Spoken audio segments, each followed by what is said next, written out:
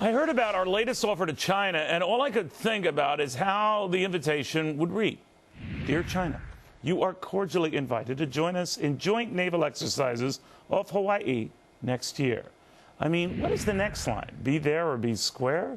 Please RSVP whenever you can. We don't want to push in anything.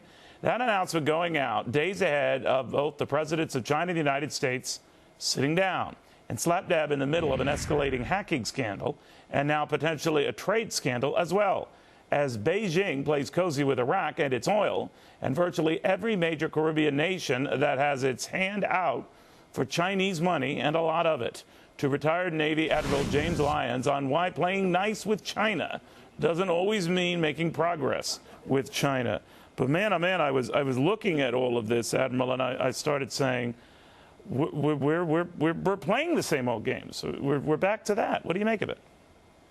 Well, we got to step up and realize we're in our second Cold War with another communist totalitarian regime.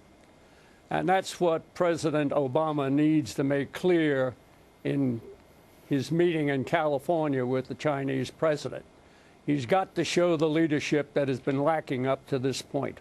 What does he do, though? The argument has always been, as you know, Admiral, that we feel indebted quite literally to the Chinese because they buy so much of our debt, and we don't want to, you know, get them annoyed at us because maybe they'll stop doing that. I've never bought that because I don't know where else they could go. Secondly, I believe that they need us a lot more than we need them, but I don't want to go down that side road there. But I will say that we are always on defense. Why?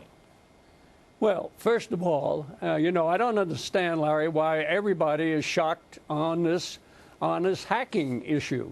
It's 21st century spying. It's gone on for a millennium. It's going to continue to go on. The Chinese, of course, in their meeting in California will agree to a further meeting and set up some principles on cyber warfare. But what will it mean? Absolutely nothing. Except we would abide by the principles, the Chinese won't, and it will be to our net disadvantage. So we're really at loggerheads here, right? I mean, now we're going to do these joint exercises. What do we get out of China doing joint exercises with us? A sort of an understanding we won't kill each other?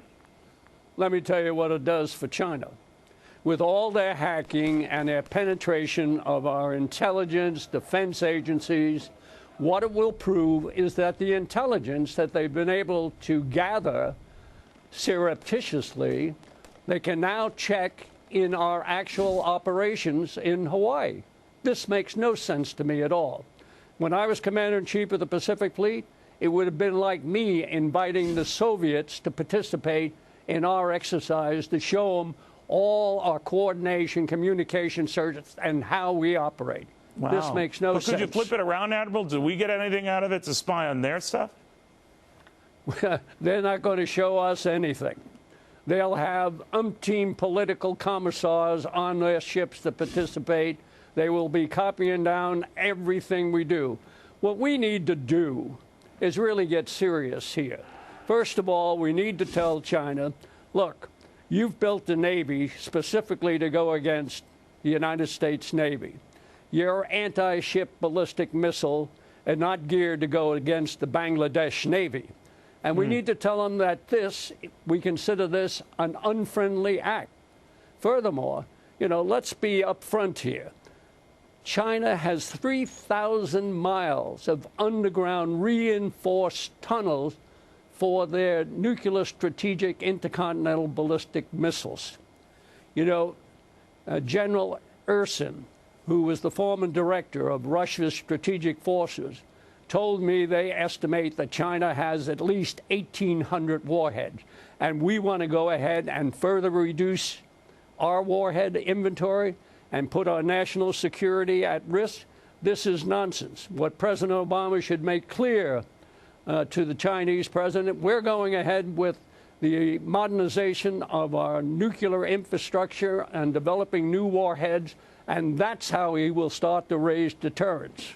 I wouldn't hold my breath for that, Admiral.